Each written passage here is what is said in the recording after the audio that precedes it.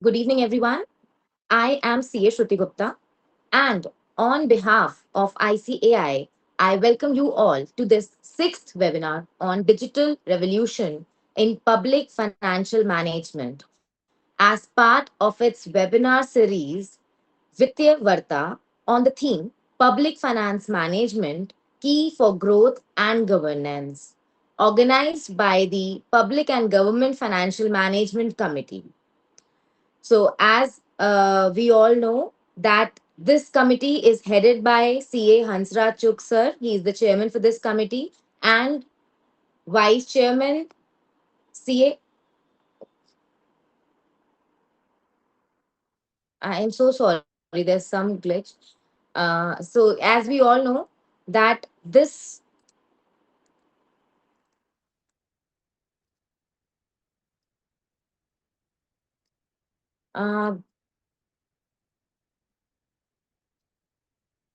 uh, just a second. Give me a second. There is some glitch on my system.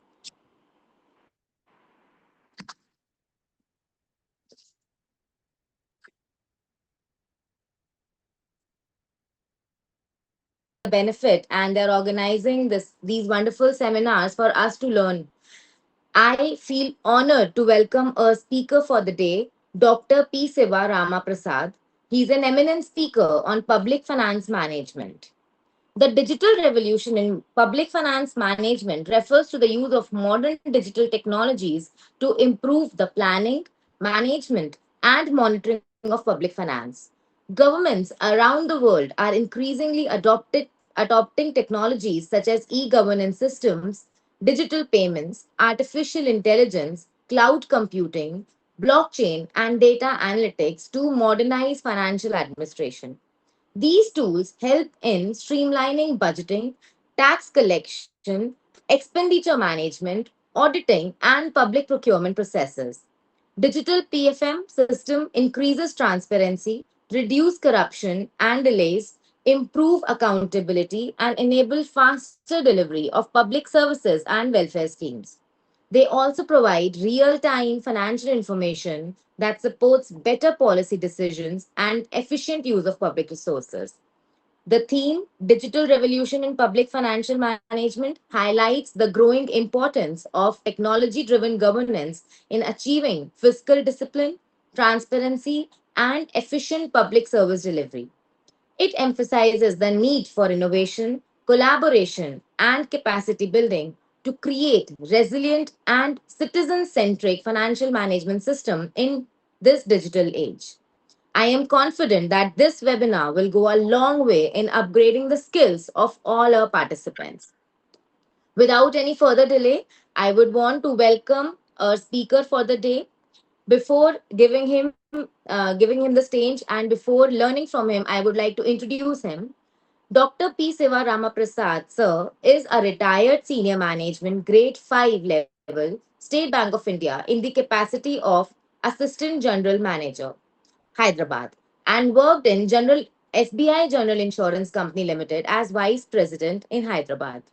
He has written over 30 books for different professional institutes like our own institute, the Institute of Chartered Accountants of India, the Institute of Cost Accountants of India, the Institute of Company Secretaries of India, Insurance Institute of India, and Indian Institute of Banking and Finance. He has published a number of articles in the Chartered Accountant, the Management Accountant, the Chartered Secretary, and other journals. He is a fellow member of the Institute of Cost Accountants of India and Indian Institute of Banking and Finance. The Institute of Company Secretaries of India. He is also a member of All India Management Association, New Delhi, and Insurance Institute of India. So we are eager to learn from you, sir. Without any further delay, I would like to pass on this mic to you, and we are eager to learn about everything that you have to offer, and we are looking forward to this session. Over to you, Seva sir. Okay, madam. Thank you, madam. Thank you.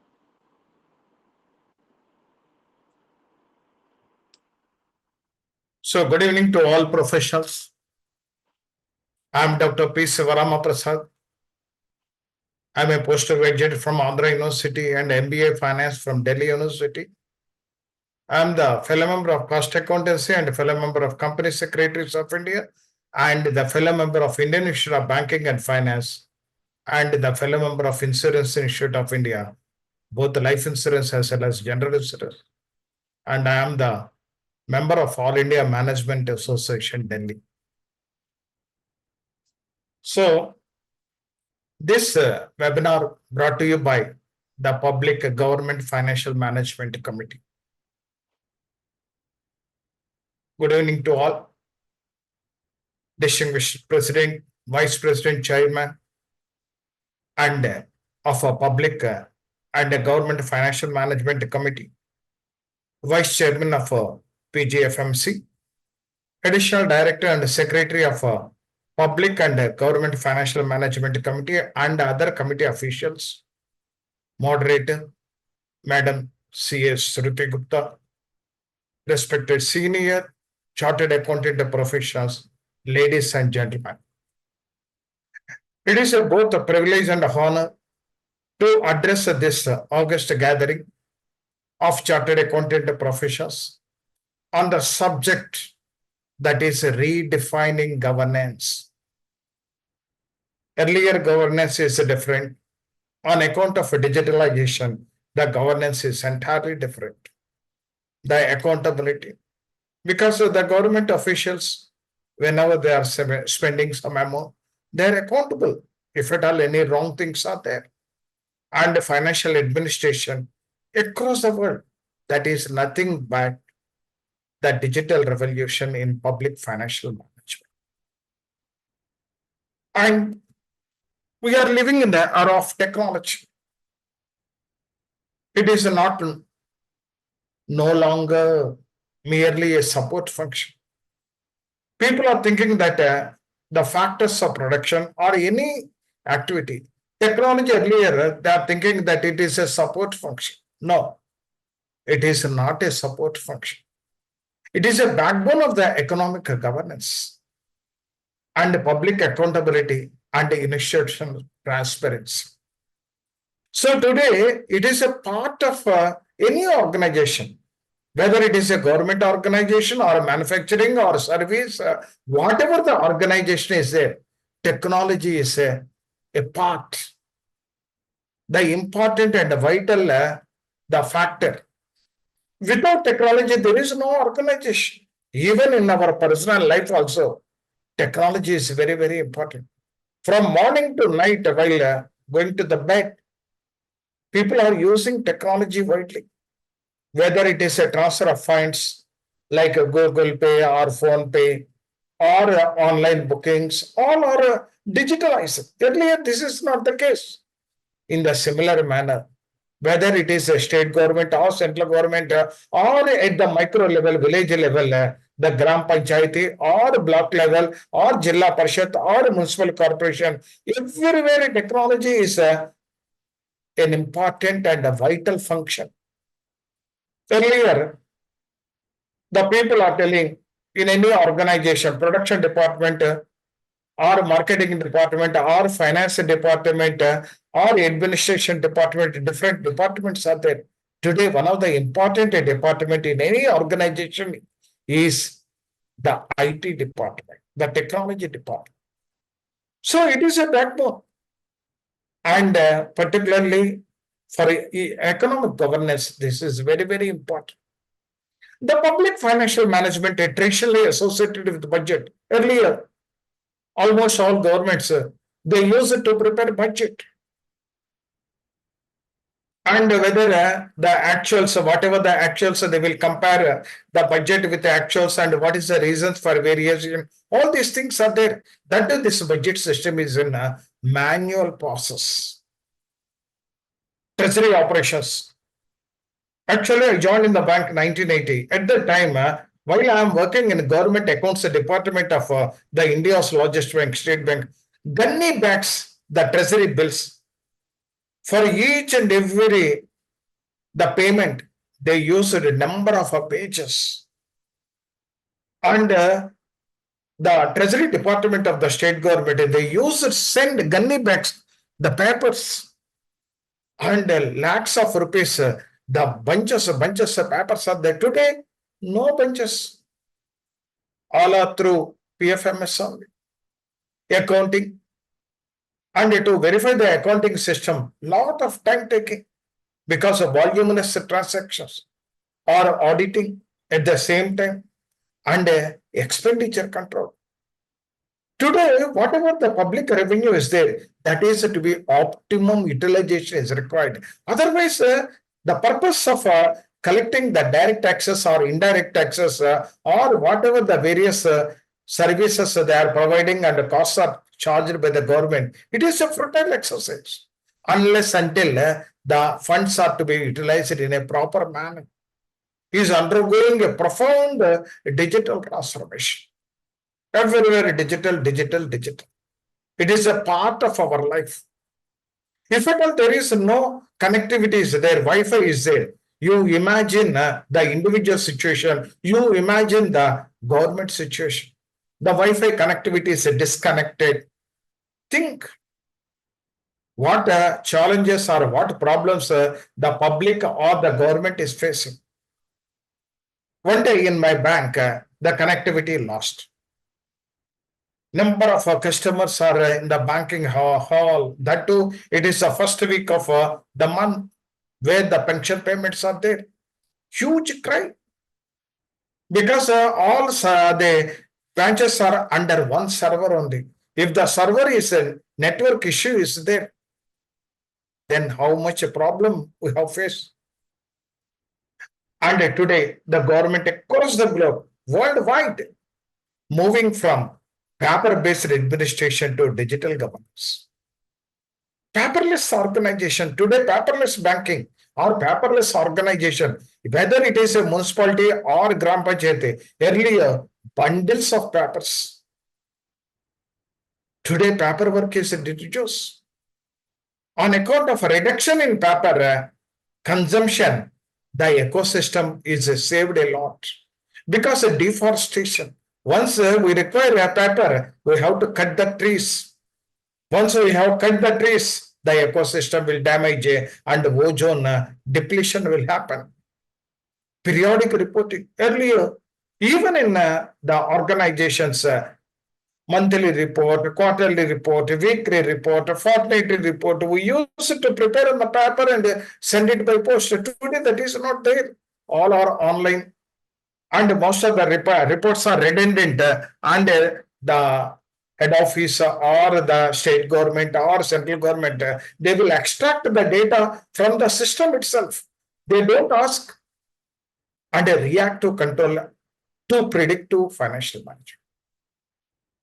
Earlier, react to control. What is the historical data? Based on the historical data, we use it to spend. No, whether spending gives good results or not, we will assess. The predictive financial management, how much we have to receive the funds, how much expenditure on a real-time basis it is possible. Today, all are real-time. Whenever you are ordering on the online, real-time only the, whether it is a Swiggy or whatever it is there. Even in banks, deposits, you are getting your balance on real-time. Even advances, whenever they create real-time information, why not for government? What is the real-time, the revenue? What is the real-time expenditure? If the dashboards are available, then good decisions, qualitative decisions, and good governance is possible. Fragmented database. Earlier, to collect the data, to assemble the data, different pockets, different sources, I have to accept. Today, on account of the integration of the servers or integration of the technology, then one place only I will get the total amount of the data. Earlier, I have to collect some information from one department, another information, some another department like that. Today, that is not there. The system is also integrated. That's why integrated financial systems are also available. This transformation is not only the technology, but it is a structural, strategic, and organized. So this is not on account of a technology. This one, once the technology is there, with the particular governments, they are getting a structural data or strategic data to take the vital decisions, and the data is in organized manner. Earlier, that is not the case on account of manual systems. The new paradigm of the financial management, public financial management. What is that one? The public financial management, or the PFM, is the foundation of a physical discipline. Today, the physical discipline, how much taxes we are getting, how we are using the taxes for a development of the economy, for the welfare of the society. Government is receiving that taxes by way of direct taxes or indirect taxes, or registration, or whatever the various source of income is there to the revenue is there to the government. For physical discipline, PFM is very, very important. And to gain the public trust also. Public is also questioned. Once you are collecting the taxes, what services you are providing, what is whether the water systems or electricity or law and order, whether you are providing or not. Today, the public is also questioning the governments.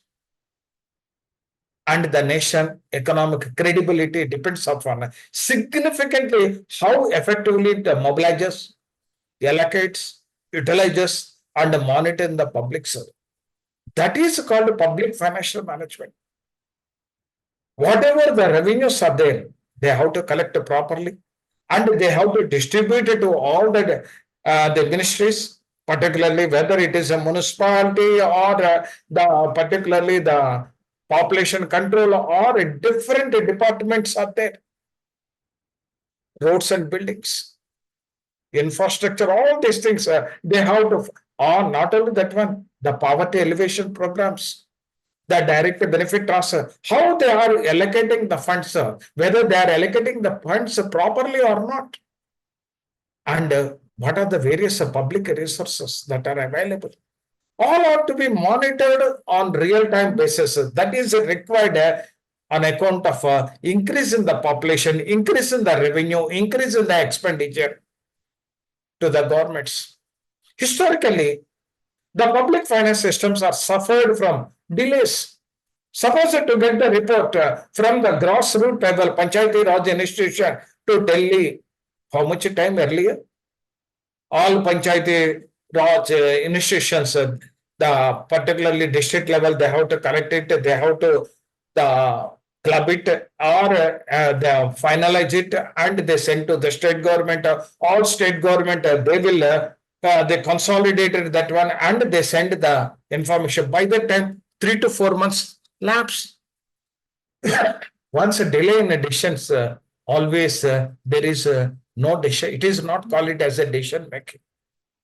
There is no use at all. Instantly, decisions are very much required for various financial matters. Lack of integration. Earlier systems, no integration.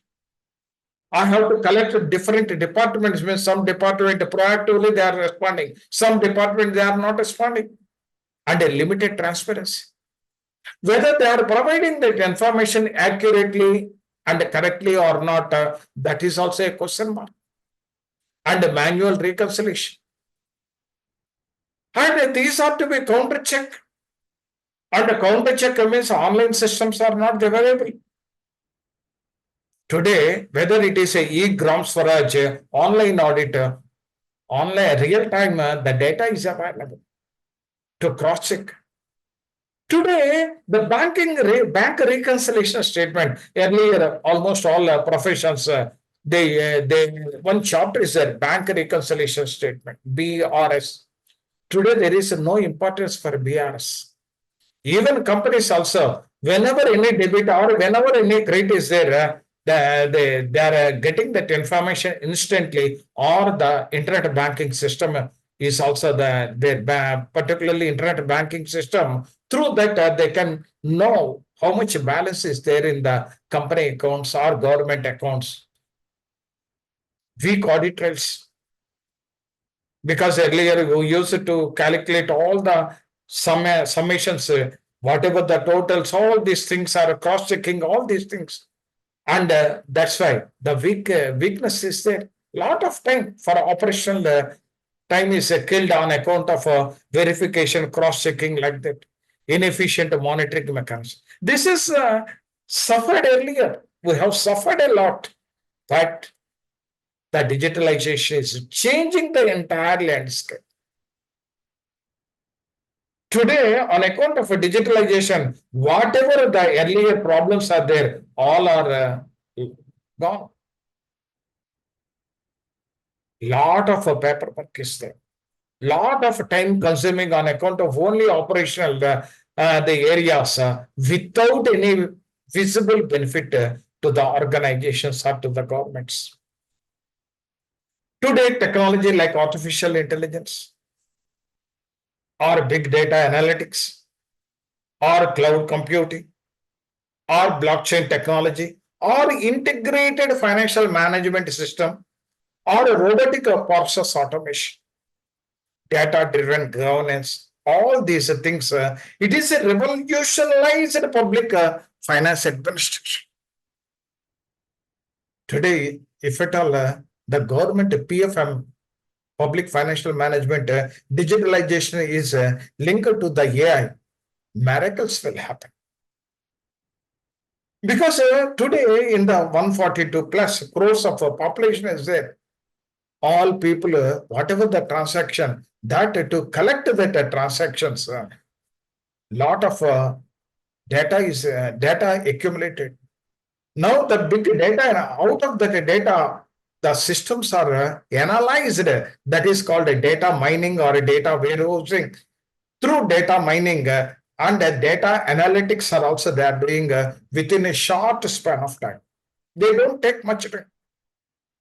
Even if you use the artificial intelligence, even 300 pages of book also, within 10 minutes, it gives the synopsis of that particular book, 300 pages. That type of power is there in AI tools. If these are adopted in the public financial management systems, definitely it is good for the society, good for the economy, for better governance of the economy. And cloud computing. Today, we need not incur any expenditure on technology because the cloud systems are there. The cloud is providing the hardware or software or humanware or firmware, whatever you require, they will provide. And month end, based on your usage, they will charge the fees like electricity current. We are using the electricity current meter reading by month end, we are paying the amount. The blockchain technology. Today, hijacking of the data. Lot of frauds are happening, digital frauds are happening. And hacking is, people are there, some of the unscrupulous persons, they are hacking the data, even from the servers also. Once the blockchain technology is implemented, that will not happen. The integrated financial management information system, all are to be integrated. All are to be integrated. And robotic process automation. On account of robotic, it is a part of artificial intelligence. Miracles is happening. Data-driven governance. So, or the revolutionizing public financial administration. Focus is shifting from mere accounting to intelligence financial ones. Earlier, from vouchers to the particular journals, journals to accounts, accounts to particularly trial balance to profit and loss. So many things are there in that normal companies in the similar manner in the government also. Today, that is accounting system, it is a waste exercise, unproductive exercise. But today, the system is entirely different. Intelligence of financial governance is very much required. Recording of the transaction is unproductive, but now the unproductive task is taken care of by the technology. That's why the people, the organizations, they are getting the intelligence of financial governance. How it is possible? Digital transformation in government finance. That is required. From the roots of the country, that is villages, to the top of the country, that is Delhi, the information is flowing like anything on account of digitalization. Earlier, this is not the case.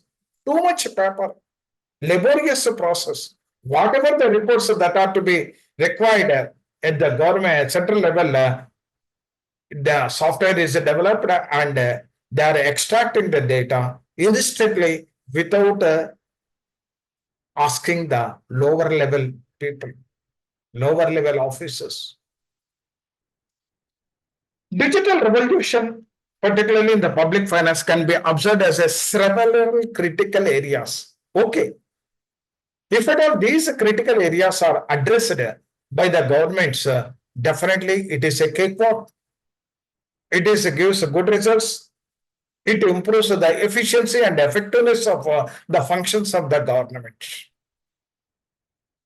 So that several critical areas are there. That is not a big task. It is very easy. What are the critical areas? One is digital budgeting and fiscal plan. Governments are increasingly adopting digital platforms, outcome-based budgeting, dynamic resource allocation, scenario modeling, macroeconomic forecasting. These are required for digital budgeting is order of the day. Not simply last year, what are your revenues, 10% growth or 20% growth this year. That is not a great outcome-based budgeting. Because of my economy, the growth should be 10% or 20%, whatever the projections are there, accordingly the budget to be prepared. That is possible with the help of digitalization. Dynamic resource allocation. Earlier, whatever the resources of the government is there, simply they are distributing for population control, this one, for roads, for water, for health, like education, they are distributing. No. Which sector gives good results to the economy? What is the best mix? Whether I have to allocate more funds to the water systems or irrigation systems, or whether I have to allocate more to the MSME growth, or whether I have to allocate more on education system, like that, dynamic resource allocation is very much required. Earlier, that is not the case. One standard, last year, how much allocated, and 10% or 20% additional amount, or 5% reduce or 5% increase. Scenario modeling, different models. If at all I adopted that model, thereby the growth of the economy, I have targeted the growth of the economy. The government should target the growth of the economy. The growth of the economy means the minimization of the economic problems. The problems are to be minimized, employment opportunity to be increased, GDP growth to be increased, exports are to be increased, imports are to be decreased. All these things, the economic problems, solutions are to be adopted with the scenario modeling systems. That is possible with the help of digitalization. Macroeconomic forecasting. Because here, earlier, this is through manual, it is not possible. So the macroeconomic forecasting. What is the national income growth?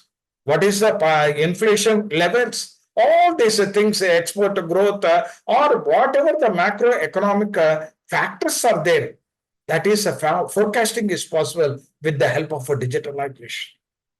The data analytics now enables the government to make evidence-based. Earlier, we used to calculate, particularly the data analytics are not there. Only simply they are comparing last year's performance to this year's performance. Today, worldwide, different economies, they are comparing their economic factors on account of the digitalization, fiscal decisions rather than solely historical trends. Today, the economy, government is also thinking about how to activate the economy, how to strengthen the economy. That's why the government is also thinking about that one. Integrated treasury management. There are all are standby only. District, they particularly Jilla, the district levels are not they connected to the state. States are not connected to the particularly central, or some they particularly district and the state are not connected to the Reserve Bank because they are bankers to government also. So now the integrated treasury management, where the revenues are received and the expenditure is happening, that integrated treasury management system is there in the country. That's why that is on account of technology only. That is on account of digitalization. Modern treasury management, real-time cash management. How much funds are there? How much expenditure I have to incur? Earlier in organizations, the cash budget is there. 12 months cash budget, opening balance, receipts minus payments, closing balance that carry forward to the next month, opening balance like that. Today, real time, the cash budgets, not on monthly basis, even on the hourly basis or even hourly basis, we can prepare the cash budgets. Real-time cash management for the government, how much funds are received, whether I have to borrow from the Reserve Bank or whether I have to issue the government securities or treasury bills, all these things, government is taking action on account of integrated treasury management systems that are available.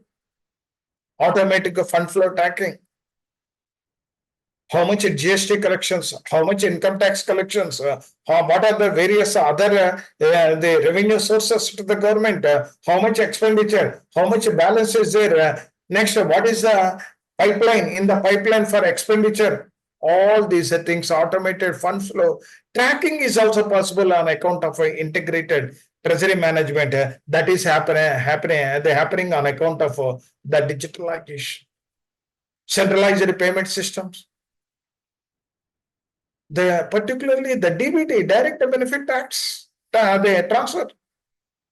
Earlier, to give the pensions, the central government, they are sending the check to the state government is sending the check to the district level they are sending to the block level they are sending to the check to the gram panchayat like that. Today, that is not required, centralized.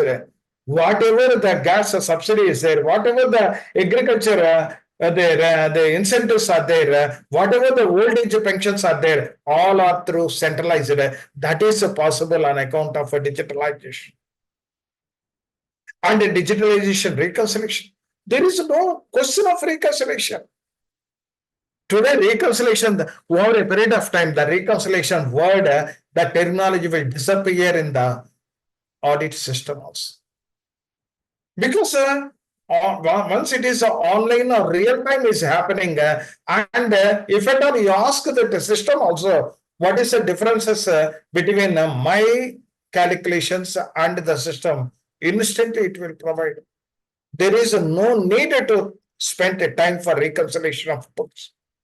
Earlier in the manual systems, the reconciliation of books are there. This significantly reduces the leakages. Whatever the leakages, if at all are on real time, this is a good governance. Leakages, delays, and inefficiencies, all are curbed on account of digitalization. Real-time public expenditure. If at all the central government wants to know how much today we have spent for irrigation or agriculture or the education or the particularly health, like that on day-to-day basis or hourly basis, the dashboards are available. That is the real-time public expenditure. Earlier, that is not the case. We have to collect the data and we have to compile the data and consolidated the data and submit to the appropriate authority. Today, that is not there. Every system, dashboards are there. Project-wise monitoring. even project wise, particularly whether it is a road projects or the railway projects or the airport projects or the ports. Whatever the government budget allocated, what is the performance, how much expenditure I have spent and to be spent, all are available instantly. I need not ask the lower people also. Utilization tracking and performance analytics. This project 90%, that project 75%. How they are informing from the Delhi? Because on account of technology. Take for example, I belongs to Andhra Pradesh, Polavaram projects. So many crores they are spending. Then yesterday, every 15 days they are telling 90, they 75% completed or 76 or 80 or 85. The percentages completion of the project also, it is very easy today on account of the data or the expenditure they are spending on real time basis. It is a tracking possibility. Tracking is also possible. Performance analytics improves the accountability and strengthen the physical prudence. Whatever my revenues, whether I am deploying properly or not, that is possible with the help of digitalization. Digital audit and assurance. Now, the role of the professions, the auditors, the chartered accountants, they have to rise to this occasion. I'm having a rich experience of 30 years or 40 years. There is no use unless until you are a techno savvy, computer savvy. And once you are knows about what is artificial intelligence, what is a machine learning, what is application program interface, what is blockchain technology, what is the cloud computing, how the data structures are available, where it is available, then only it is the auditors will justify their profession. The role of audit is evolving dramatically. Traditional sample-based audit to increasingly replaced by continuous auditing. I need not audit the books on 31st March or Q1, Q2, Q3, Q4 at any time. System-based auditing. Because registers are not available, vouchers are not available, all are digitalized. So once the professionals are system-based auditing, then it gives good results. And data analytics driven assurance. Even some supporting tools are also available. Exceptional based audit mechanisms. Even in the expenditure also, what are the exceptional reports? Whether it is approved or not approved, the system will give instantly the reports. Thereby, it is very easy for the auditors. They need not verify each and every voucher and other things. Earlier, lot of time, the paper verification, cross-checking, then whether it is posted correctly or not, what is the amount in the books, what is the voucher, all these nonsenses are removed on account of digitalization. The chartered accountant, this transition represents both a challenging one and an extraordinary opportunity also. Had I been a techno-savvy or the technology person, definitely it gives a good opportunity to me. The future auditors must understand not only the accounting standards, because whatever the accounting standards are there, through software, I'm including the system. You need not worry about that one. What is the data structure of the particular the government data structure, how it is stored or preserved in the system, and what is the cyber risk, whether anybody hacked that particular servers or not, whether any changes or data is possible or not, that type of a mindset the auditor should have. Analytical tools, so many tools are available. And ERP environment, enterprise resource planning environment, AI driven control systems. To identify the frauds, earlier the forensic auditors. Today, the forensic auditor is completely redefined. With the help of AI tools, the forensic audits are redefined. Even in banks also, we are taking the forensic auditors. The old systems are entirely different with the new technology oriented forensic audits. Role of artificial intelligence and big data. These are two important. Everywhere, the government should adopt AI tools. Then it gives good results. And big data, because government has to collect the data. Earlier, server capacities are not there. Today, the servers are available. That is a cloud computing. If at all you require additional space, they will provide on monthly rent. You need not pay huge amount of capital expenditure for purchasing of hardware because the cloud services are available. Whatever your big data is there, it is very easy to store the data. The role of artificial example.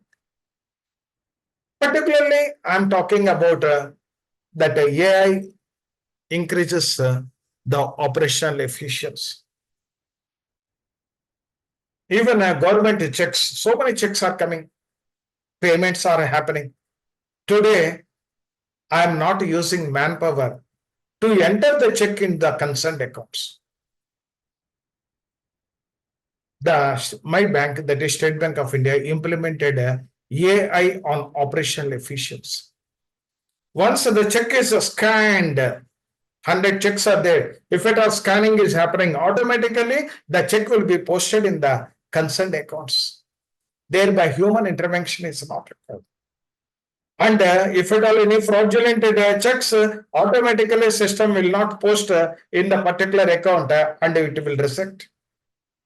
Whether it is a check date or the signature of the customer or the pay details, whatever it is there, the system will identify that check and reject the same. Earlier, if at all 100 checks are there, I have to open the account and enter the particular check number, amount, words and figures are the same, and I go to the special signature, verify the signature or not. Today, all government checks through the AI platform in the bank. What is that one? Because today, everywhere it is possible.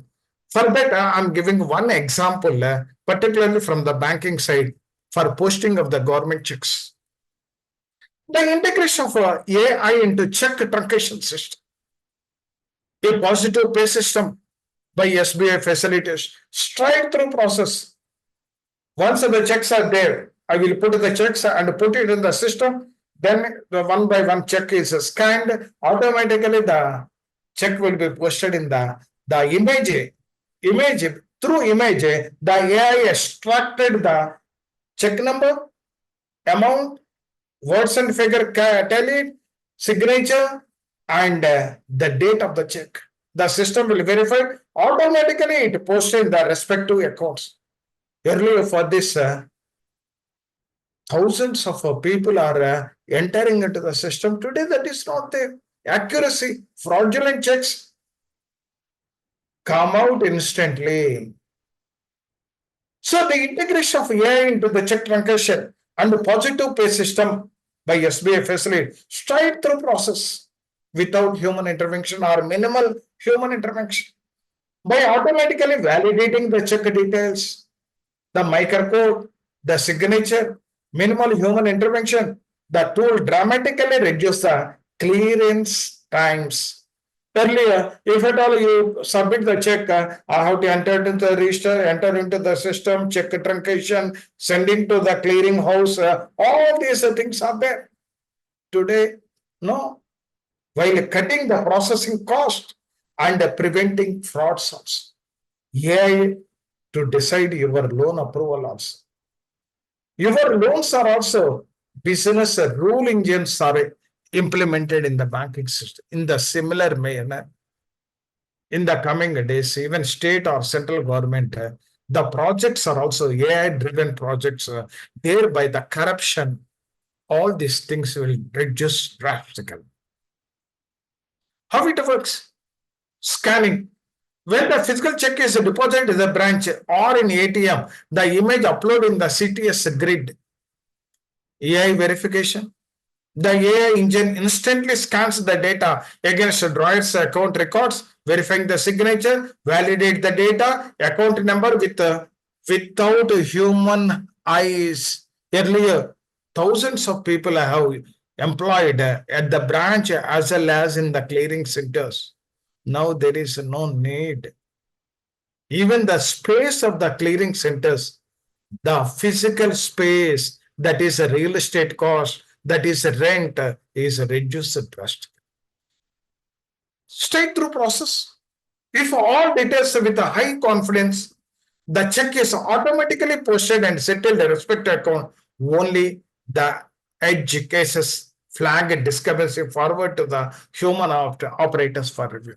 If at all it is a fraudulent one and the draw, particularly date of the check is wrong, or the words and figures wrong, or specific, the system will throw out that particular image.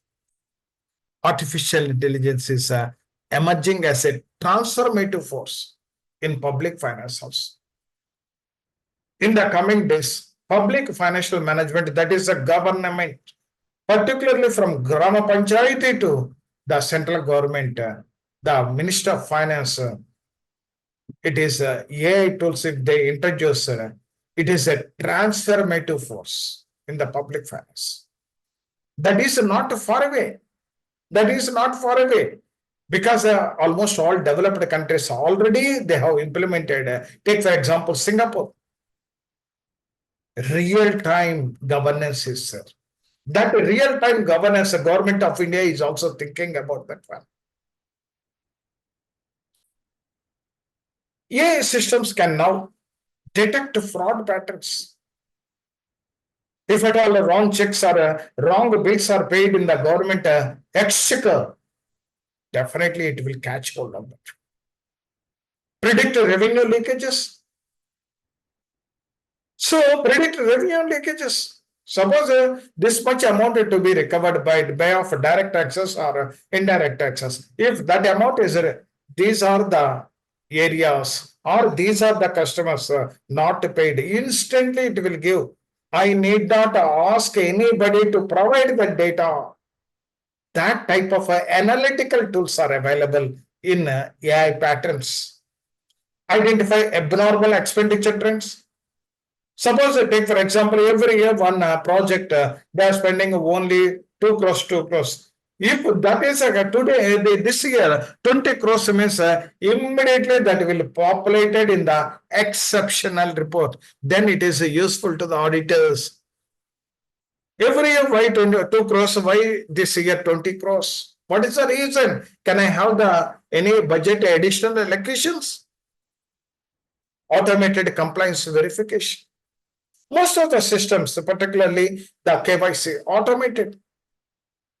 Or suppose take for example, revenue is there, or TDS is there, automated the cross verification is possible. Enhance the tax administration efficiently.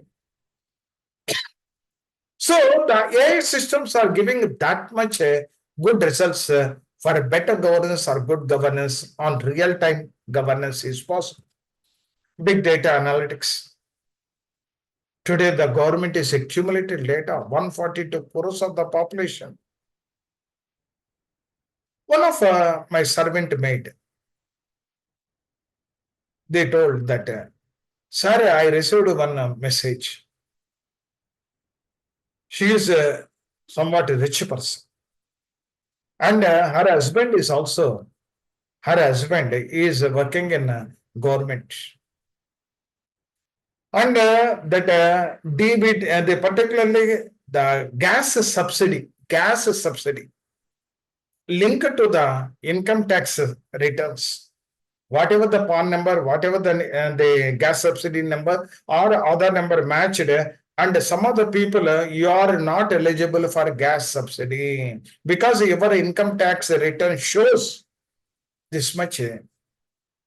She told that her husband is working in state government and he is earning and he is a taxpayer. That's why he is not eligible for gas subsidy. Recently, that is 15 days back, she received that message and she has shown the integration of the various servers in the coming days. It is possible. The big data analytics enables the government to process massive volumes of the data. Today, they need not spend amount on the hardware equipment. Earlier, if at all data is increasing, they have to purchase the servers or hardware equipment, etc. Today, they are simply hiring the Amazon cloud or Microsoft cloud or so many companies are there. So they are getting the banking systems data also. Take for example, particularly during the pandemic COVID-19 or demonetization, some other people they have converted so many no amount the exchanged the note. This is already there in the bank's account. And income tax, the CPC, Central Processing Center, they grabbed the banking data and so in the month of so and so, you have exchanged this much volume of notes. Can I have the particulars? Like that, the integration, GST platforms and procurement systems, particularly GEM portal is there. That is also who is purchasing, who is not purchasing. The to encourage the particular the MSME, the government is introduced the GEM portal, GEM portal, welfare schemes, agriculture farmers, old age pensions, and so many poverty line, below poverty line people, they are getting some welfare schemes funds. All the data is captured in the government. For that, the big data analytics also they will do, public databases, etc., etc. This create a more transparent and responsive governance ecosystem. The combination of AI and public finance has a potential to transfer government from a rule-based administrator to data-driven decision makers. Earlier, whatever the rules are there, state government, treasury rules, big book, they will refer that page, this page, and they will mention all these things in the consent vouchers or this one. Today, that is not required. The system will take care of whatever the treasury rules, whatever the government rules are, the state or central government, the system. Earlier, rule-based administrators, particularly the government staff, today they are becoming a data-driven decision makers. Whether it is a district collectors or bureaucrats, data-driven makers. Now the blockchain and transparency. Today, that facility is also available in the technology. Earlier, they used it to manipulate the vouchers, manipulate the invoices. Today, data is also there in the system. That is also scope is there for manipulation. To avoid that manipulation, blockchain technology is to be implemented by the governments. Thereby, there is no scope for alteration of whatever the transaction that are happening. Earlier, before the blockchain technology, data is also altered in the systems.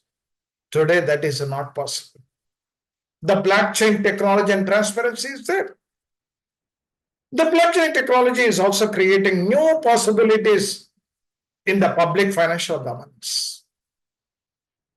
It's immutable, decentralized structure. Because the data is split into so many blocks. One end of the block is connected to the next block like that. It is very difficult to hack the data, to alter the data in blockchain technology. Decentralized structure. can significantly improve the procurement transparency. Earlier, they purchased one thing, and on account of a fear psychosis of auditors, sometimes they use it to change the data also. Today, that is not possible because the data is stored in blockchain technology only. Grant utilization monitoring, public asset management, some of the assets are disappeared. Erase. Once the government is changed, they will erase the data. Today, that is not possible because the data is in blockchain technology. Data preserved or stored in the blockchain technology, which is not possible to alter or modify or a deletion of the data. Audit authenticity.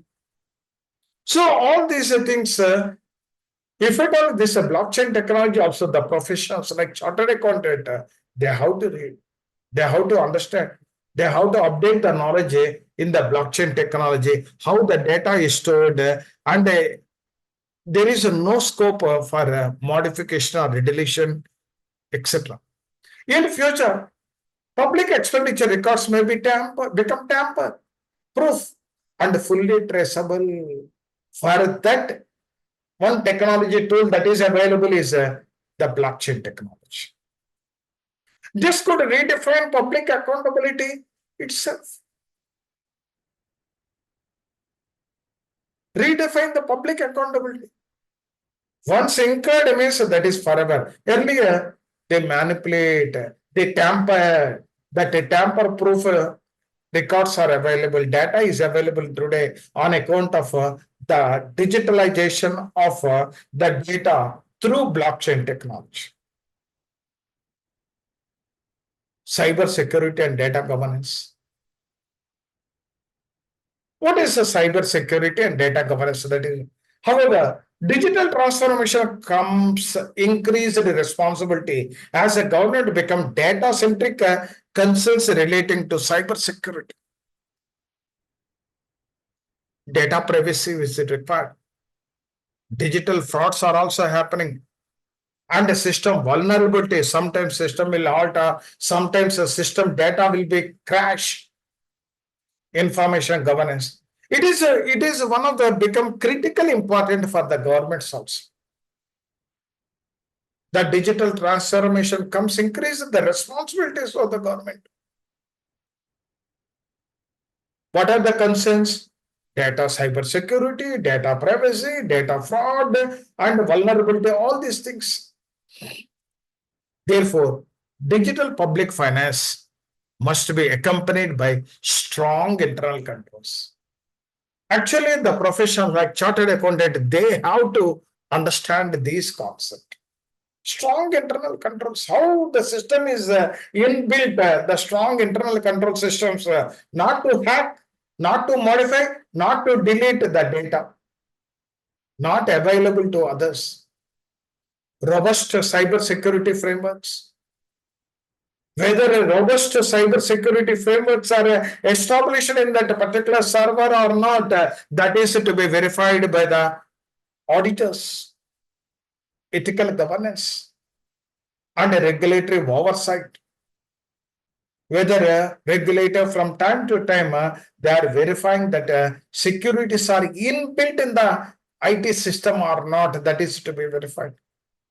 Whether it is a controller and auditor general or whatever the local audit the departments are there, chartered accounts has major role to play in designing these control frameworks.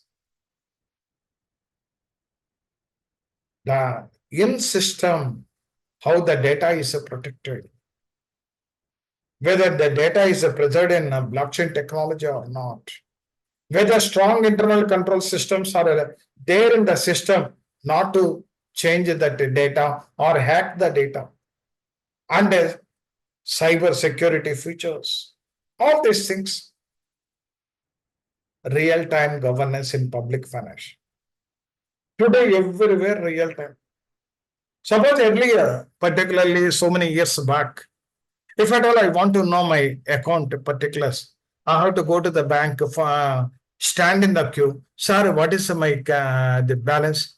So then they will ask the passbook and the account number they will give and they will update the passbook. Today that is not the case.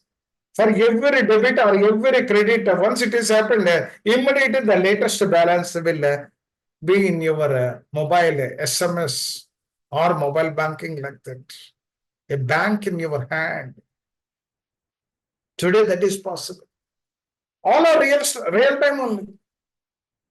Once you are booked that particular online e-marketing, immediately where that particular person is traveling, how much time, 1 minute or 2 minutes or 3 minutes, whether it is a Swiggy or Jepto or whatever the online systems are there.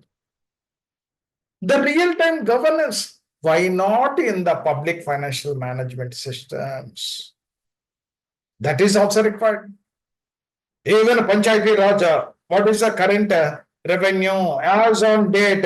Now, that is a time. What is the expenditure? What is the expenditure split? What is the revenue split? Next, what is the budget? All these things on real time, if it is available at roots of the country to the Delhi, definitely that is a good governance. Today, real time is possible on account of technology. That is possible. Any government dream is achieve real time monitoring of public financial management system. They require how much revenue I am getting today, how much revenue total, how much expenditure, how much surplus is there. This surplus, how to utilize, and if at all the funds are not there, what are the projected revenue?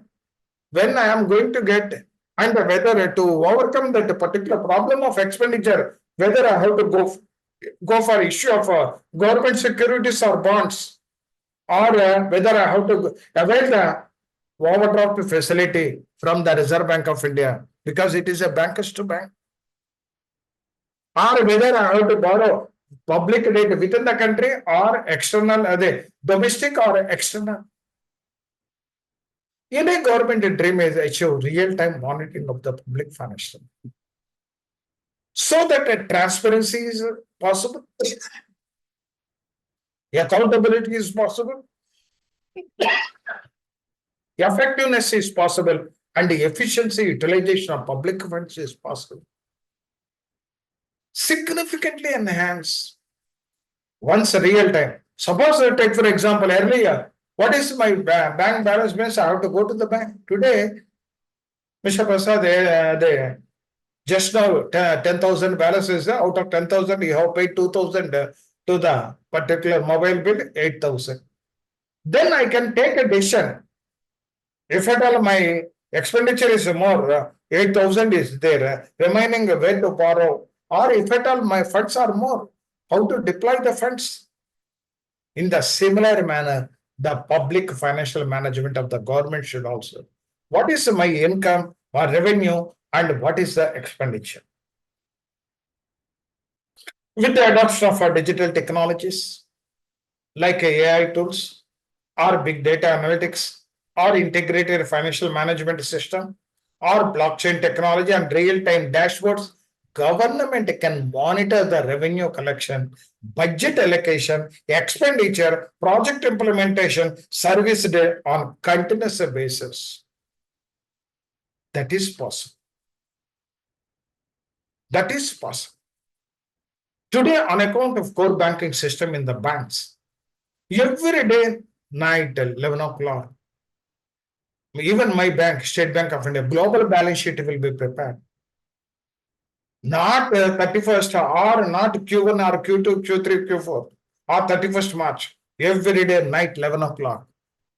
So the consolidation of 23,000 branches, the deposits, advances, the income and expenditure. And if at all my 230 branches across the globe is there, like Japan or Singapore, at about 9 o'clock, the system will ask how to convert the 5 branches are there in Singapore, the total deposit, total advances, total income, total expenditure, how to, at what rate I have to convert the Singapore dollars into Indian rupees. If at all I have given that conversion rate, my global balance sheet of the bank will be prepared by 11 o'clock every night. That is the beauty of the technology. That is the beauty of the digitalization. The same thing is possible in government systems also.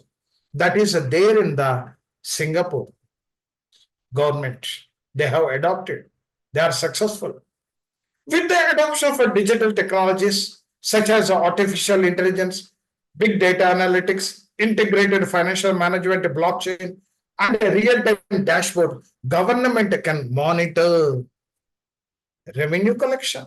How much revenue? 1 hour back, how much revenue? After 1 hour, how much revenue? And budget allocation, whether I have to allocate more or reduce, or expenditure, project implementation. I'm allocated different projects some amount. If at all excess is there, whether I can provide the funds to the projects or not. And service delivery on continuous basis, on minute to minute basis.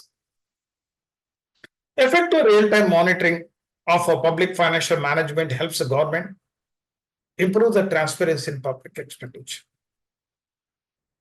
How much revenue I generated, how much expenditure I have incurred, how much surplus is there, whether I can deploy this surplus to the needy one or not, all these things. Strengthen the accountability. And people, particularly, have allocated some amount, whether they have used that amount within the budget or not. Reduce leakages, frauds, misutilization of funds, etc. All these things are possible once the real-time monitoring of my public financial management, the revenues as well as expenditure. Enable timely decision. That is possible once the real time is there. If at all excess funds are there, I can deploy to the needy one. If at all shortage of funds are there, I can borrow from Reserve Bank or by issue of government bonds or treasury bills.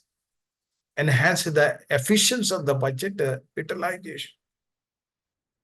Today, the real time is very, very important. And they improve the delivery of the public service to the citizens. Suppose urgently one state, they require some funds and they made the tender or request to the central government. If the funds position is known to the Minister of Finance on screen, then if a surplus is there, immediately they can allocate the funds. Urgency. If it all floods are there, or a drought is there, or some epidemics or pandemic problem is there, immediately they will send that funds to them. Delivery to the public services to the citizens.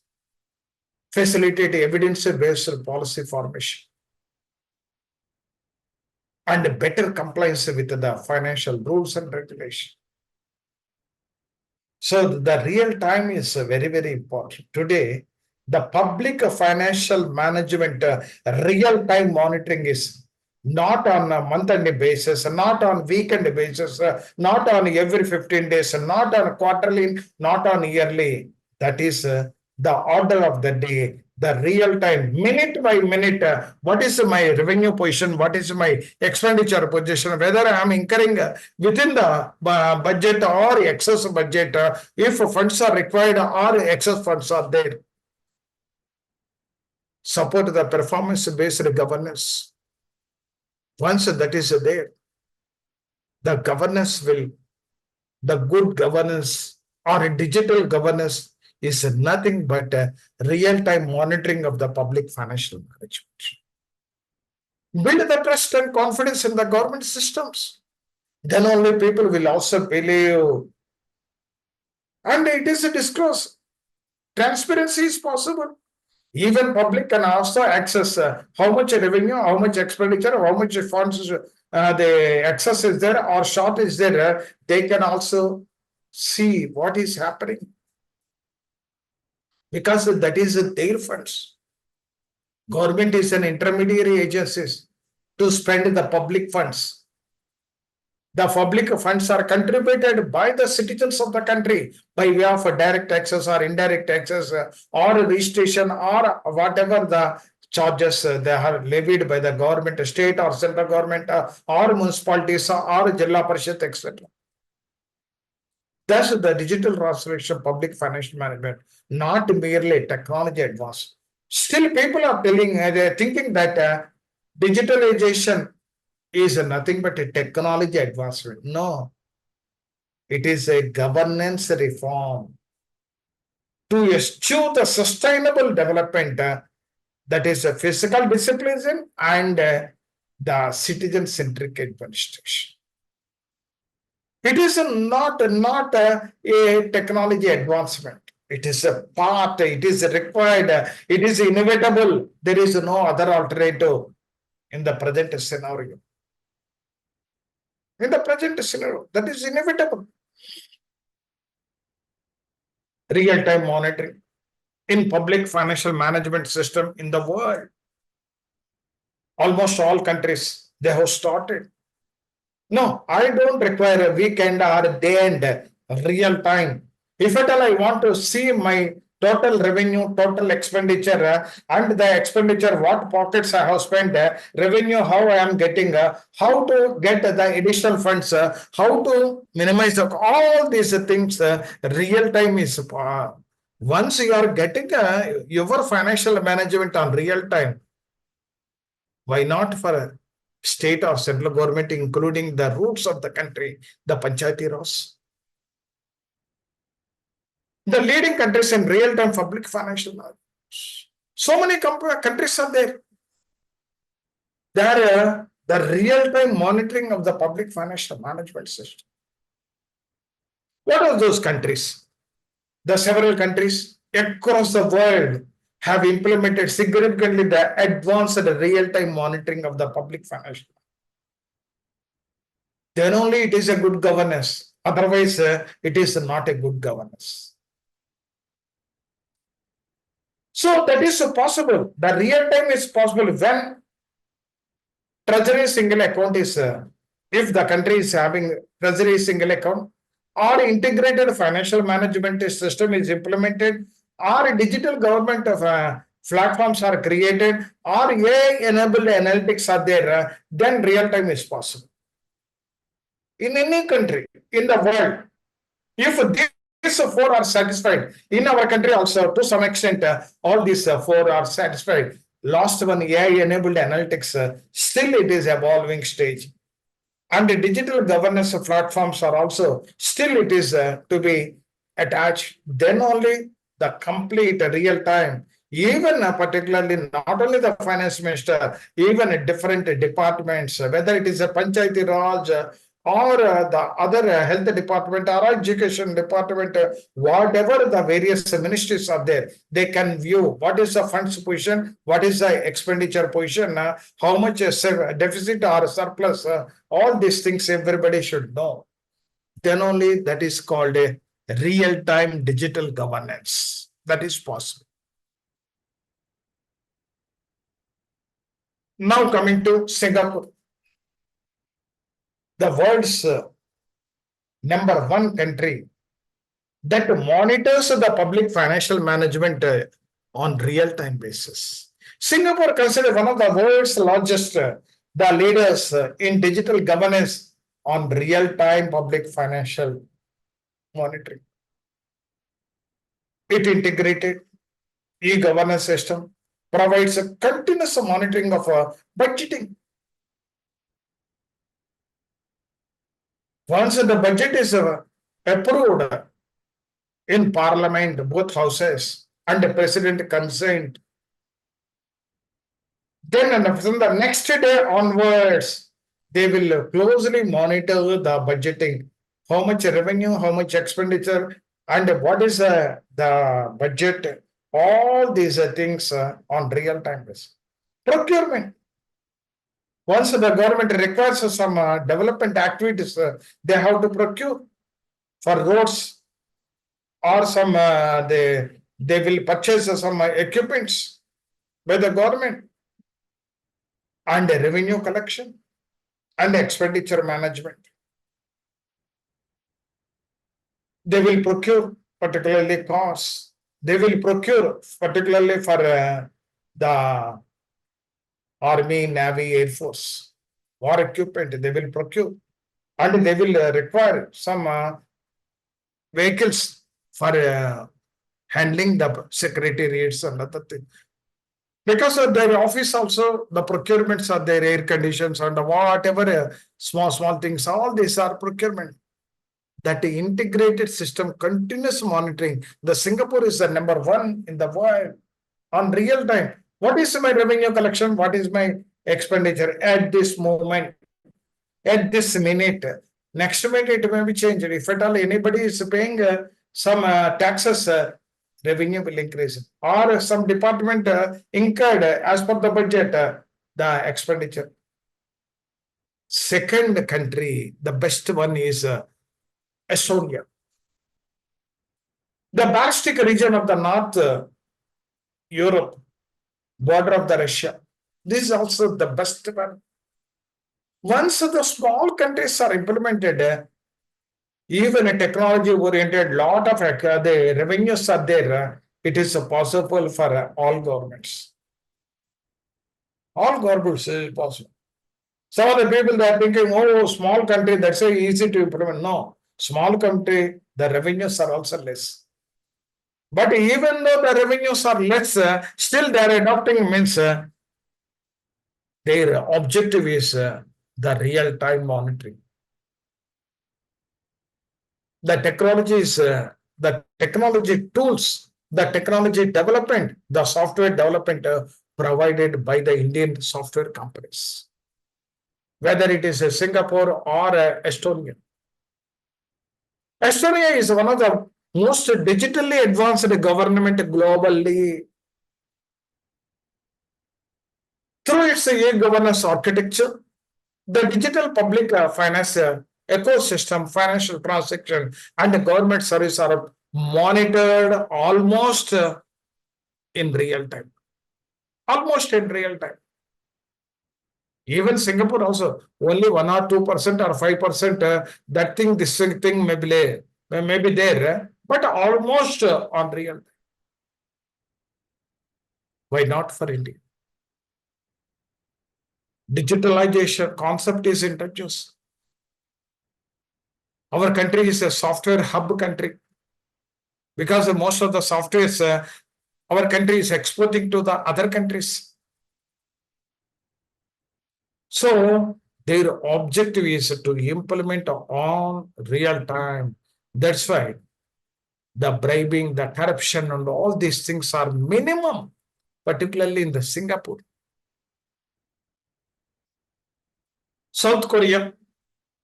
South Korea implemented a D-Brain, that is a software, digital budgeting and accounting system, which integrates the budgeting of the country, accounting system of the country, whatever they are procuring for war and other things, equipment, and the treasury functions are integrated. That's why this is called D-Brain software. With real-time monitoring capabilities are there in the D-Brain. That a digital revolution in public financial management means real-time monitoring of the public financial system. Once the real-time monitoring is there, then we will call it as a full digital revolution that was happened in that particular country. UK, United Kingdom. The UK government uses advanced digital treasury systems on real-time analytics. Once the real time is there, then decision-making quality will increase. The quality will increase. Expenditure will control. Tax monitoring or unpaid taxes are to be recovered. Public sector financial reporting, all these things. That's why most of the countries, they are preferring only on real-time monitoring of the public financial management system, that is revenue and expenditure of the government. United States, through systems like a Data Act, they are having Data Act. Implementation, treasury monitoring platforms, AI-based analytics, and US government enhances the transparency and a real-time financial oversight.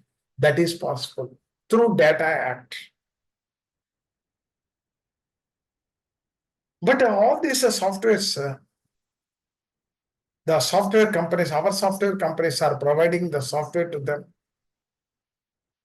Once our government also, the inclination is there, definitely the real time is possible.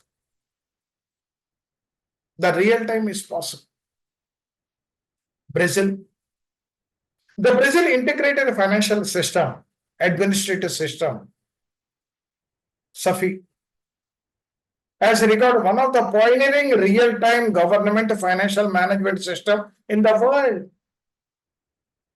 SAFI stands for Integrated Financial Administration System. In Portuguese, systemic and Indogama, that is their name. They will use that their language. Even Brazil also, even though small countries are there, the technology is not up to the mark. Second one is their revenues are also very weak to update or to develop this type of systems. But their objective is, I want to know my country's real-time public financial management system.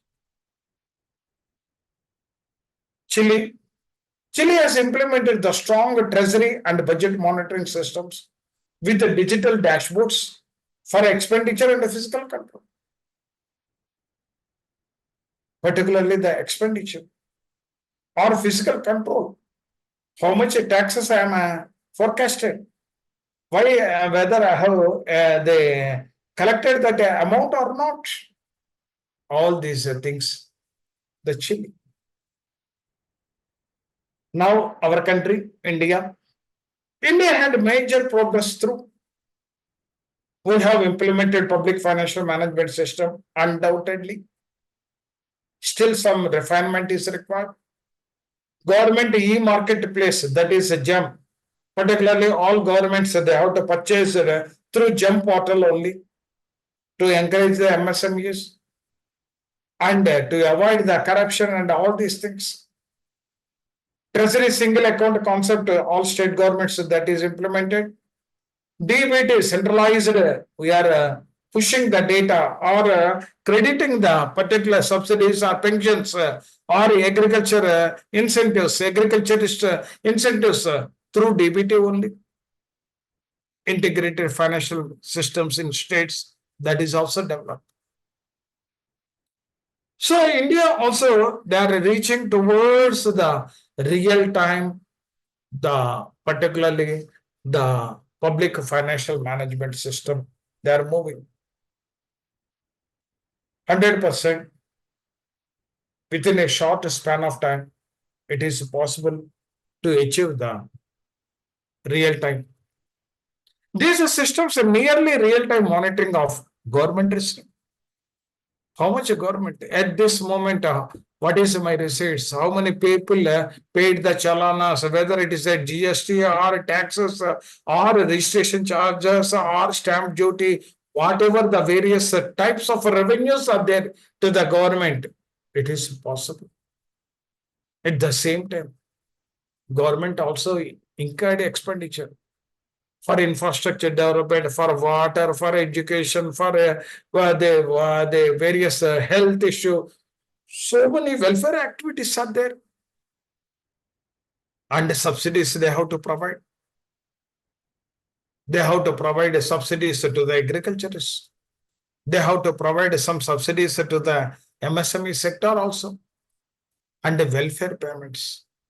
Whether it is a pensioners, old age pensioner, or a health related this one, or that particularly the gas subsidy, etc., etc. Australia uses integrated, other countries are also. Australia uses integrated account and perform monitoring systems, efficient fiscal governance and expenditure tracking. Australia also. Almost all countries across the globe, one way or other, they are moving towards the real-time monitoring of the public financial management system, which is the order of the day. Rwanda. Rwanda is recognized in Africa for implementation of IFMIS, Integrated Financial Management Information System platform that improved the transparency and the real-time budgeting model.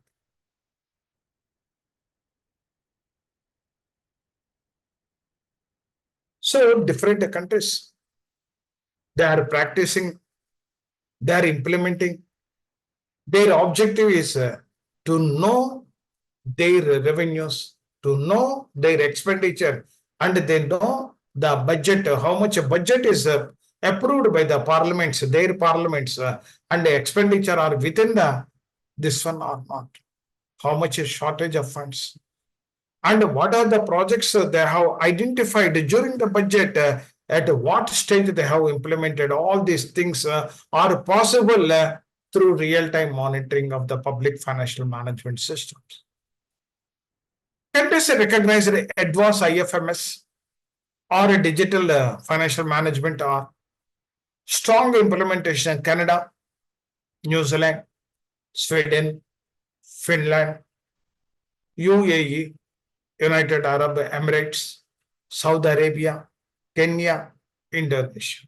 These countries are also recognized. Their inclination, they are interested, their objective is to implement the advanced the financial management is integrated financial management systems.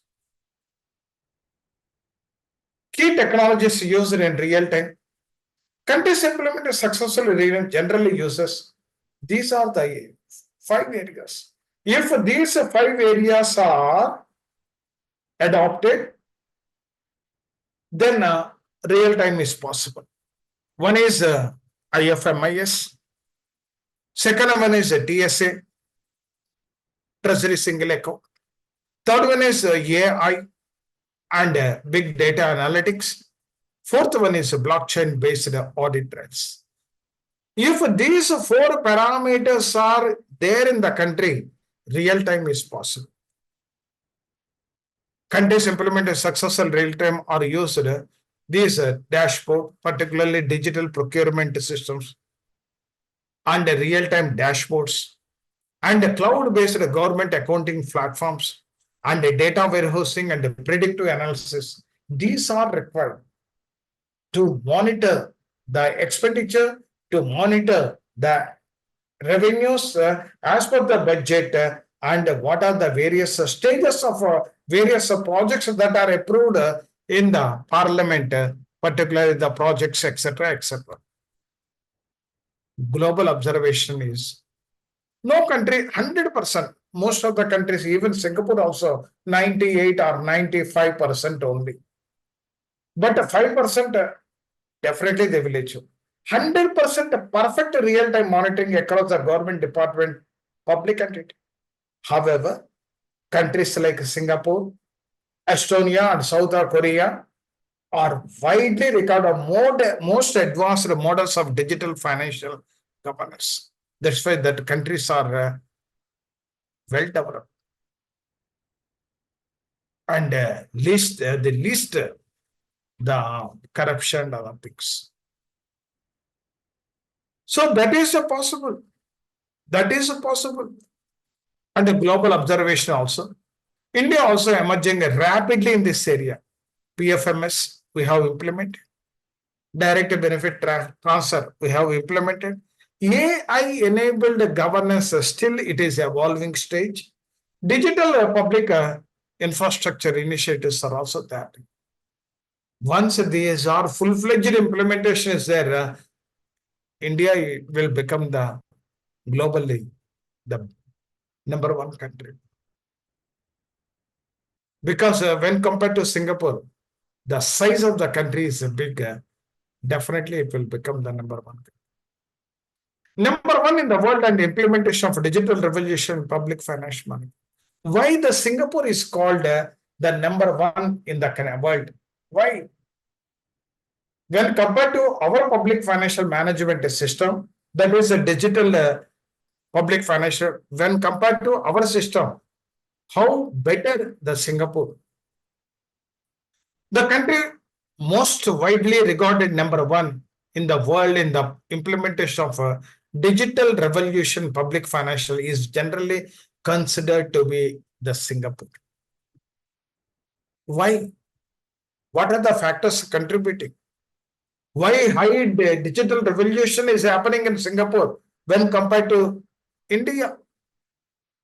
What are the reasons for that?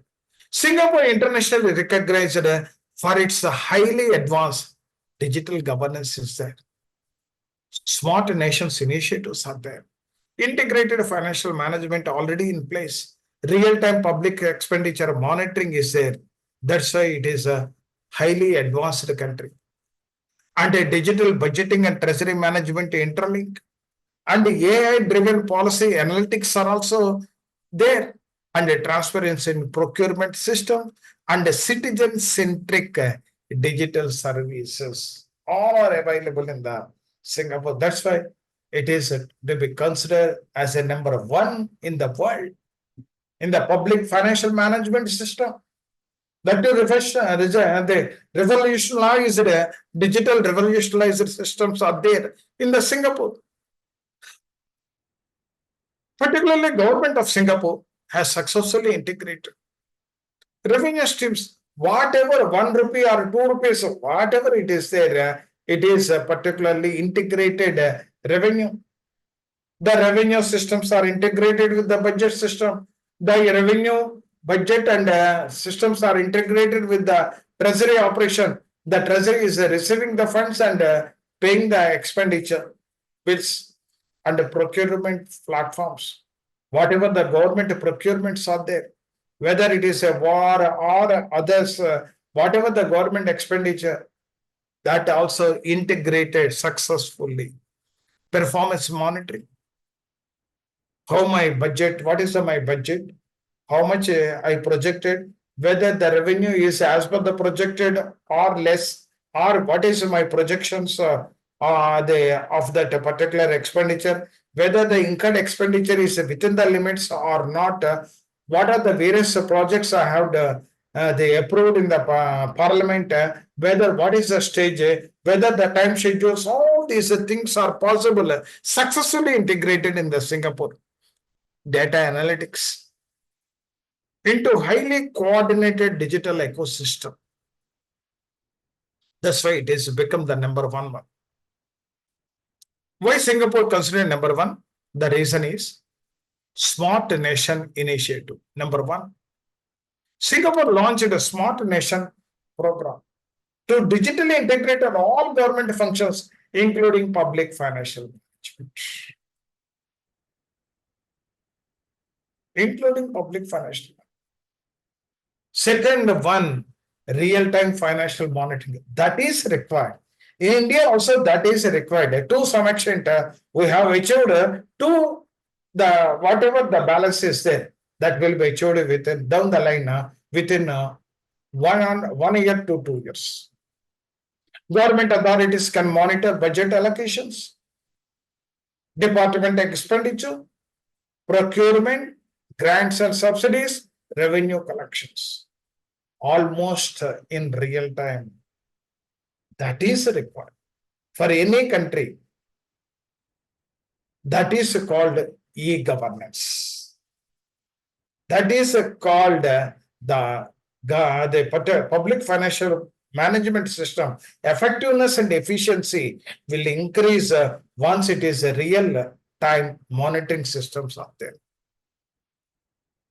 High transparency and accountability. Once this is real time is there, high transparency and accountability is possible. Singapore consistently ranks amongst the least corrupted countries in the world due to strong digital controls and governance system. The digital revolution is not a supporting system. It is one of the important system in the day-to-day administration of the state or central government or PRIs or whatever the Jilla Parishad or districts, etc.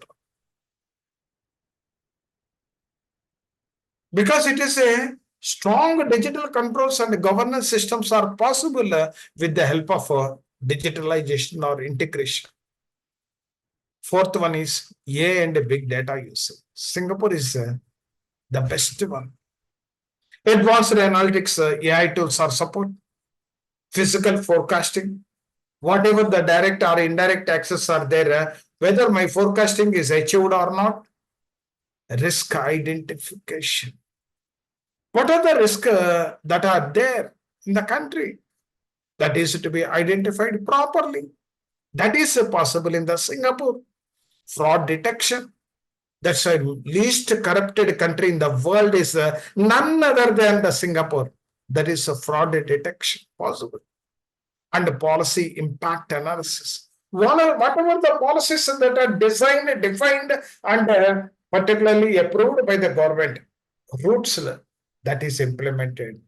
That is possible on account of a digital revolution, that is real-time monitoring. Integrated government systems are there. Whatever the integrated, all are integrated. Multiple ministers and agencies digitally interconnected to centralized financial platforms. Once that is there, in India also, definitely it is a good governance, real-time governance, online governance, and the particularly the fraud will be minimized and effectiveness and efficiency of the public financial system governance will increase. India increasing being viewed globally as a major model for large-scale digital governance. Okay. Some countries, particularly Singapore or South Korea and other thing are okay. But large-scale digital governance, public financial management is possible. And now coming to the ultimate, what is the role of a chartered accountant in the digital revolution in the public finance? Otherwise, time spending for 2 hours for digital revolution in public financial management. If at all, the purpose, what is the, why you have told all these things? What is my role being a chartered accountant? So the changing role of the chartered accountant, their professions, the digital revolution not replacing the chartered accountants. Some of the people they are telling, earlier I told about check, these people are removed from the system. No, these people I am utilizing in other areas. Once the AI tool is implemented in a check clearing system of State Bank, so many people are surplus. That people I am using effectively and efficiently in other part. Rather, it is a redefining profession. So once from the good old days to chartered accountant, they are using from the particularly audit working papers. Today, where is the audit working papers? Once all the systems are on digitalized, where is the work? So it is redefining your profession. Thereby, the chartered accountant future must evolve from traditional accountant to strategic advisor. You are not simply verifying the voucher and whether the transactions are correctly posted or not. Strategic advisor, compliance expert into technology enabled analyst, and financial verifier to governance architect. That is your role. It is redefining your profession. Whether it is artificial intelligence or machine learning or application program interface or blockchain technology or cloud computing, if at all you are mastering this subject, definitely your role is a redefining profession. That is possible. Today's professional must possess interdisciplinary competencies. No, sir, I am only the auditing, that too manual auditing. No, you should be expert in finance. Before that, you should be expert in technology. And before that, you have to analytical skills are there.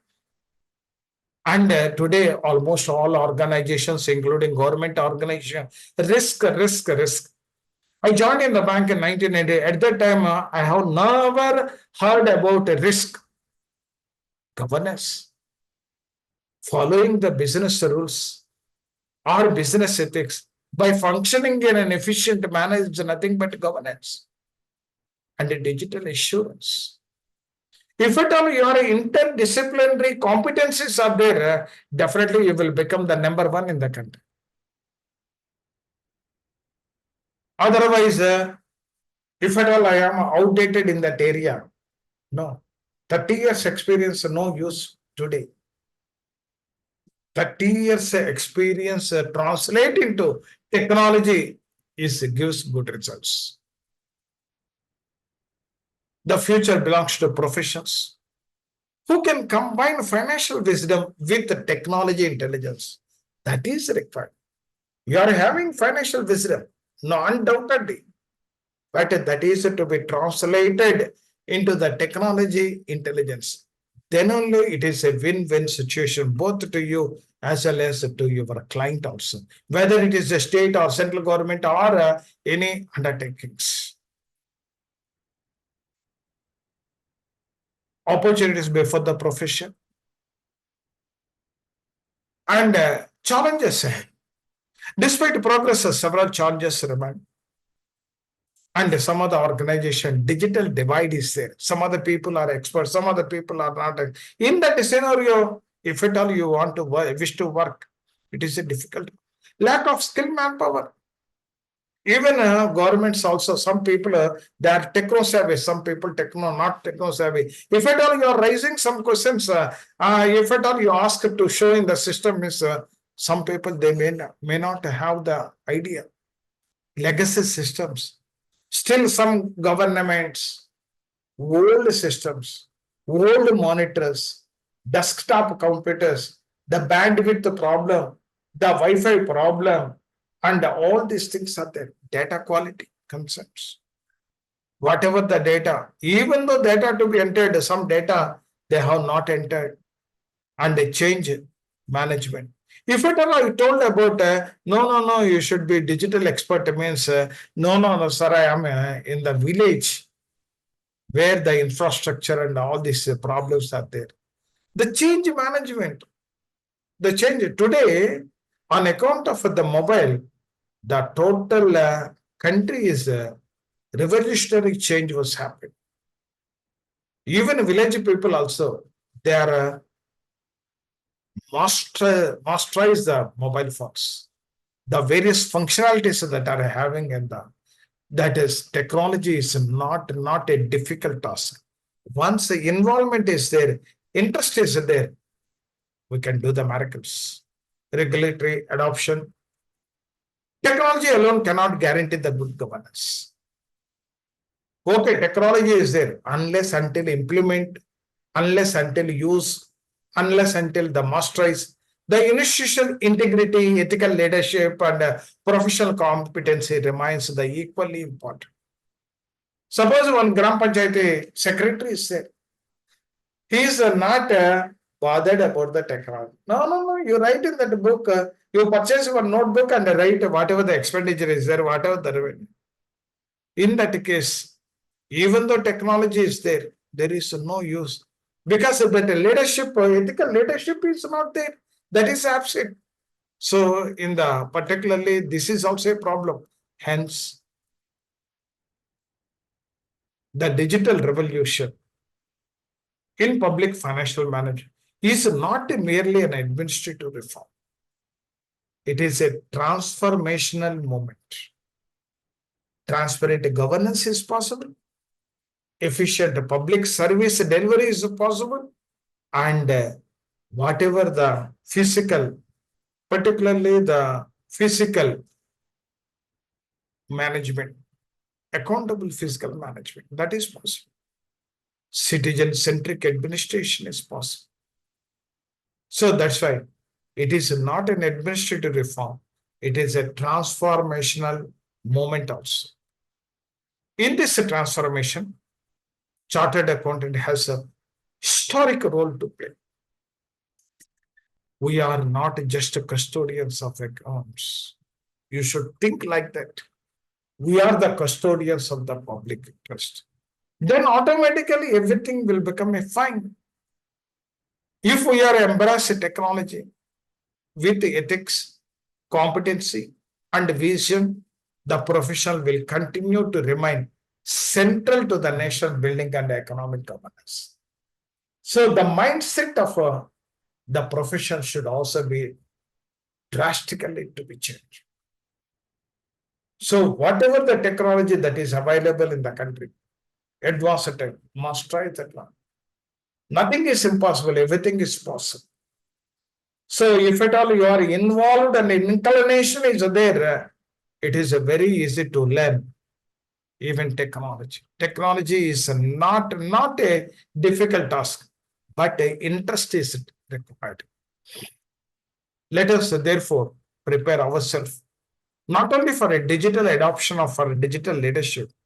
The future public finance will belong to those who can integrate technology transference, ethical with accountability, and governance with public value. Then only the purpose and objective of the digital public financial management system can be achieved. The good governance or real-time governance through the digital public financial management is possible only if we integrate the technology with the transparency and the analytical with accountability and the governance with the public.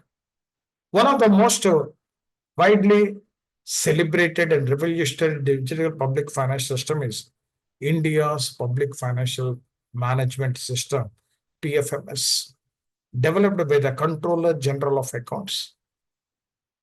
It is an end-to-end web-based online transaction and funds management network. So shortly, the India will also become number one country, the biggest, the largest in the world also. Economy now demands digital chartered accountants, not a traditional accountants.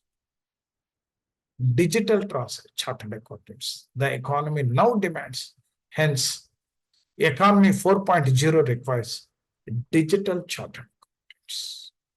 Even though we are experts in different areas, different subjects, if at all you are attached or combined the digitalization to your knowledge, to your subjects, then you will become the number one in the country. That is possible. That is possible. Whatever my knowledge is there, unless until it is translated in the present demands of the country, that is a digitalization, there is no use of my knowledge. So, if at all this is my lecture, and if at all any questions are there, please raise the questions. I will answer suitably. Thank you so much, sir, for such an detailed insight about digital revolution and multiple insights that you have shared from your experience. It was an enlightening session and an honor to learn from you. There are certain questions which have been shared by the audience. So I'll just ask them. The first question is, how is digital transformation changing the traditional public financial management system? Okay. Actually, the digital transformation is fundamentally reshaping the financial management system. Earlier financial management, public financial management, different to today's public financial management. By moving the governments from paper-based administration to integrated digital governance system. Earlier, all offices are flooded with papers. Today, only one monitor on their tables are there.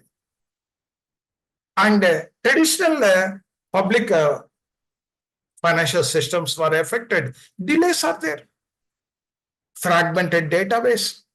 weak audit trails, and manual reconciliations in the earlier one. Today, technology is AI based, big data analytics, integrated financial management system, blockchain technology, real time dashboards are enabling the governments to achieve the transparency or accountability or predictive financial management on real time monitoring of the public funds. Thus, the focus is shifting from accounting to intelligent financial governance. That is possible on account of digitalization. Earlier, paper based, all offices, bundles.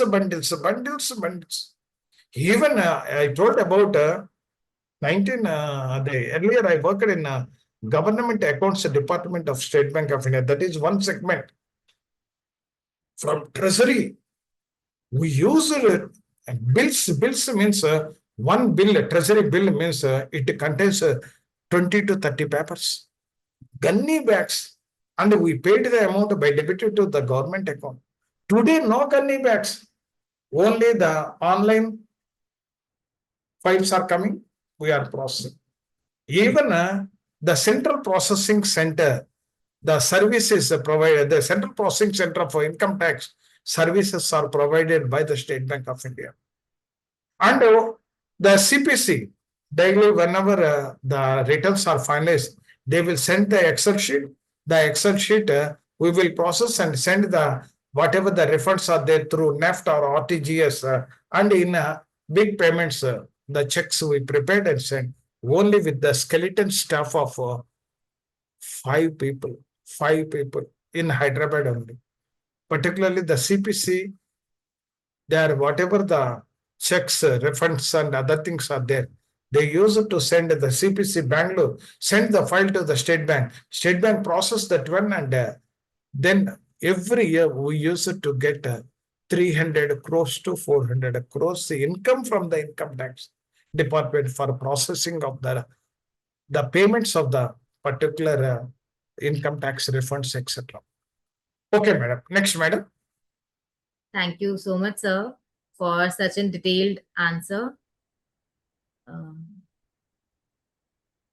I think my internet connectivity is a bit low. I'll just switch off my video. So the next question is, what role does artificial intelligence and big data plays in modern public financial management? Actually, madam, here the artificial intelligence and big data are becoming transformative tools. These are the transformative tools in the public financial administration. AI can detect the frauds, predictive analysis also there, that is the revenue leakages. Automated compliance verification is also possible with the AI. Identify abnormal expenditure. Suppose if at all the expenditure the incurred by some departments are high, then automatically AI will catch. Last year, all these payments are within 1 crore. This year, all are more than 5 crores. That type of the abnormal patterns also recognized by AI and improve the tax administration efficiency. Big data analytics, particularly government, massive volume of information, particularly DBT. How many people across the country they are enjoying the DBT, whether it is a gas subsidy or agriculture is whatever the incentives or particularly the old age pensions, all these things, a lot of data is there. For that big data, through that data analytics are also possible. And from the particularly the government service are linked to GST service, government service are linked to the banking service and the procurement service and welfare schemes, all the together, these are supported to policy making, physical forecasting, and risk identification, and data driven governance. All these are possible with the help of AI and big data systems. Next one, madam. Thank you so much, sir, for such a detailed answer. So the next question that we have is, We'll just be able to take one or maybe two more questions because we are Okay. actually reaching the timeline. So the next question is, which countries are considered global leaders in real-time digital public financial management and why? As I told earlier, the countries such as Singapore, Estonia, South Korea, and UK and USA are considered the leaders of the digital public financial management. India is also not a far away. They are also on par with other countries. But due to the population more and the big country, then we are going to achieve that particular the 100% the real-time digital governance in due course. Among them, Singapore is widely regarded as a number one. Why? Because due to its smart nation initiative and the integrated financial systems also there. AI-driven policy analytics tool is also available in almost all government departments. Real-time monitoring of the budget. What is the government budget? What is the actual, whether the revenue or expenditure, and the transparent procurement systems are also there. Citizen-centric digital services are provided by the Singapore government. These countries are used advanced the integrated financial management systems. Treasury single accounts are there. AI enabled and real-time dashboards, and to strengthen the physical governance and transparency is possible. So that's why the Singapore or the other countries are also, they have already reached 90 to 95%. And India also, they have already started. They are in the process of achieving like other countries. Next, madam. Thank you so much, sir. Sir, I think we won't be able to take the next question. It's already 9. So probably we'll be ending the session now. Okay. On behalf of ICAI and on behalf of our organizing body, on behalf of CA Hansraj Chuk sir, the chairman and the vice chairman, we really thank you, sir, for your warm address, for sharing your insight, for sharing a detailed analysis on how things moved, from sharing the past as well as the present, and how we have evolved and how we are going to evolve much more in this entire opportunity that we are going to grab. So on behalf of everyone, I really thank you, Dr. Siva Ramaprasad sir, for sharing your insights, for taking out time and for sharing all of your knowledge with us. I also thank the audience for staying with us, and I hope it was a learning experience for you all. Thank you so much. I think before we end, Seema ma'am would like to address. So over Yeah, to you, yeah. Seema ma'am. Thank Thank you you so so much, much. Seema ma'am, for giving me Yeah. the opportunity. I'm sorry there were a couple of internet glitches today. No, no, yeah. Thank you so much. Thank you on behalf of the Public and Government Financial Management Committee. I'd like to thank Siva Ramaprasad sir. Sir, it was truly an insight, very interesting session. The way you explained, because it's not a threat or a challenge for chartered accountants, you just have to adopt technology. The way you shared Singapore and Australian and other countries' experience. So thank you so much. I'll also like to thank CA Shruti Gupta, ma'am. Your presence really, really added value to the webinar. And thank you so much for being there throughout in this webinar. And on behalf of the committee, I'd like to thank all our viewers who were in the large number who attended this webinar, and they were throughout. Rather, were finding that the numbers kept increasing only. So thank you to all the viewers in this late time. Today there was a holiday also, and you all were present. Thank you, everybody. And Thank you, we madam. hope we will have the benefit of your expertise in our future webinars also. Thank you. Thank you, madam. Thank you, sir. Thank Thank you. you. Good night. Thank you. Thank you. Thank you. Good Thank you. night.